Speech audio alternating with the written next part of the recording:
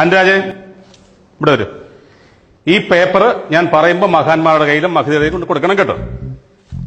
പാർവതി മണി 50-ൽ 15, Safin V Philip 50-ൽ 12, Lakshmi P V 50-ൽ 38,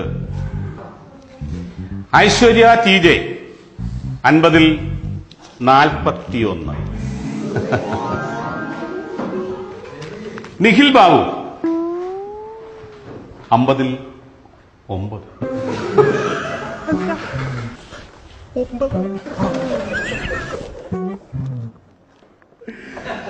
സഞ്ജു മധു സാർ.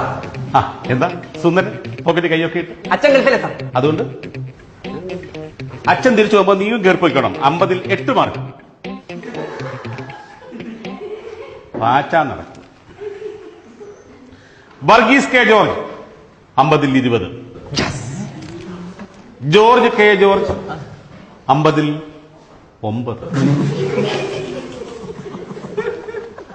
സ്നേഹ സുഗതൻ 50-ൽ 11. ആ അടുത്ത ആളുണ്ടല്ലോ, ശ്രീകുട്ടി 50-ൽ 11. അതെങ്ങനെ സംഭവിച്ചു? രണ്ടുപേരും അടുത്തടുത്തിരുന്നാണോ പരീക്ഷ എഴുതിയേ?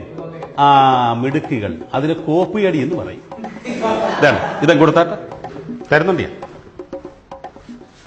ഹിമാമണികണ്ഠൻ മിടുക്കി, അവളെ കണ്ടു പഠിക്കണം എല്ലാരും. 50-ൽ 7 മാർക്ക്.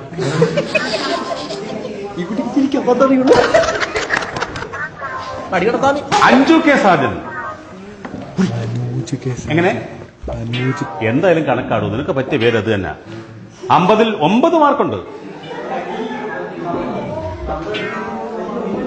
അജിൻ രാജ് കണ്ടോ, അവനെ മാതൃകയാക്കണം, അവനെ കണ്ടു പഠിക്കണം നിങ്ങളൊക്കെ. 50-ൽ 6 മാർക്കുണ്ട്. സുമിത്ത്, നിന്റെ അച്ഛന്റെ പേരെന്താ? എം.എ. ബാബു. എങ്ങനെ? മാളിയേക്കൽ അർജുനൻ. ആ മോർണിംഗ് വന്നേ, വരൂ. ഈ വരുന്ന വരവ് കണ്ടോ, അടുത്ത വർഷം നമ്മുടെ സ്കൂളിന്റെ ചെയർമാനാണ് അവൻ. എല്ലാവരും ഒന്ന് കൈയടിച്ച് പ്രോത്സാഹിപ്പിച്ചവനെ. മോൻ എന്താകാനാണ് ആഗ്രഹം? ആനപ്പാപ്പാൻ. നിനക്ക് പറ്റിയ പണിയാണ് ആനപ്പാപ്പാൻ. എടാ, നിനക്ക് കിട്ടിയ മാർക്ക് അറിയാവോ?